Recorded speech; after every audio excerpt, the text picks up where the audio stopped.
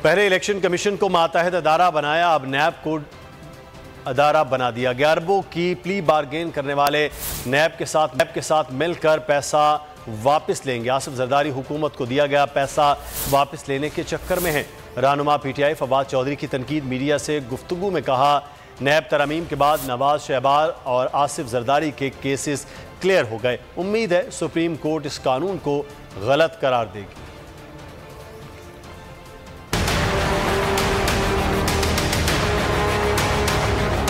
नैब law में जो तरमीम की, उसके नतीजे में अमली तौर के ऊपर अकाउंटेबिलिटी जो का ख़त्म हो गया है और वो हमें रोज़ाना नज़र भी आ रहा है। चाहे वो मरियम नवाज़ की बरियत का मामला हो, चाहे हमें शहबाज शरीफ के केसेस का मामला हो, चाहे आसिफ जरदारी के मुकदमों का मामला हो, आपके सामने हमें रोज़ाना नज़र आ रहा है कि कैसे पाकिस्तान में एहतसाब का अमल मुकम्मल तौर के ऊपर ख़त्म हो गया है जब से हुकूमत आई है। और जैसे इमरान खान ने पहले ही बताया था कि एक बुनियादी एजेंडा है रजीम चेंज का, कि इसके नतीजे में आपने एहतसाब ख़त्म करना है, और एहतसाब हम अमली तौर पे देख रहे हैं कि ख़त्म हो गया। इसका मतलब ये है कि करोड़ों रुपए नहीं, कई अरब रुपए आपको वापस करने पड़ेंगे उन लोगों से जिनसे आपने ये पैसे रिकवर किए। इसका सबसे बड़ा बेनिफिशियरी है आसिफ जरदारी। अब ये तरमीम करके जरदारी साहब क्या कर रहे हैं, वही पैसा जो उन्होंने हुकूमत को दिया वही पैसा वापस लेने के चक्करों में है।